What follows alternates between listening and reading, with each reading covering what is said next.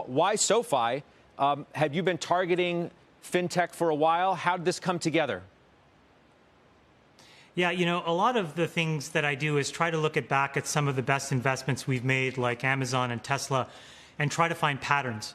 And in this, what I was trying to do was map those patterns into financial services, just because we're at a point in time where it's clear that the banking infrastructure really isn't meeting the needs of US consumers. And so what I did was just kind of systematically try to figure out what was broken in banking, and then try to figure out which company was best representative of the solution that people wanted, which I can basically tell you is three things. People want low to no fees. If you think your bank charges a lot of fees, you're right. A new study shows the average checking account has 30 separate fees. A month ago, Bank of America announced a new $5 monthly charge for customers who want to use their debit card. Many account holders said enough is enough and at least talked about taking their accounts elsewhere. They want fair and transparent lending. It was the norm to just open sales unethically. It was just what we were taught, and we just did it. Popular government program aimed at helping small businesses during the pandemic may be plagued by even more fraud than initially was believed. And they want a full suite of products so that you can basically have a one-stop shop. And what's been exciting about the last year is how rapidly we've extended into a number of new areas. We relaunched mortgage in early March. We plan on doubling that business this year. Last week, we introduced the ability to do in-school loans. So if you're going off to college, you can now apply for a loan. Or if you're in college, you can apply for a loan. And then what we're here to talk about today is the launch of our native mobile app, which we did in the beginning of the year, with two great products. The first is SoFi Money. It's the best of a checking and savings account in one. High interest, 2.25%.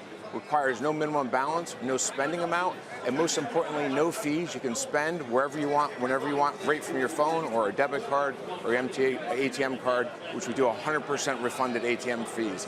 And then last and most importantly relative today is SoFi and Invest. The ability to invest in stocks, ETFs, robo-funds, and soon-to-be other asset classes, no commissions, no account fees. And, when you have a SPAC, it's the quest is about the what, right? I mean, you have basically a year to go find the what.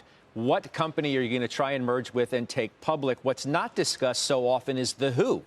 The man or woman behind the company, who is the operator.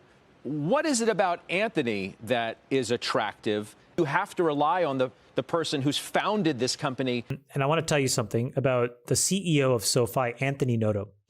And I think he'll be okay because he's shared this story a couple times. But his parents got divorced when he was 3 years old.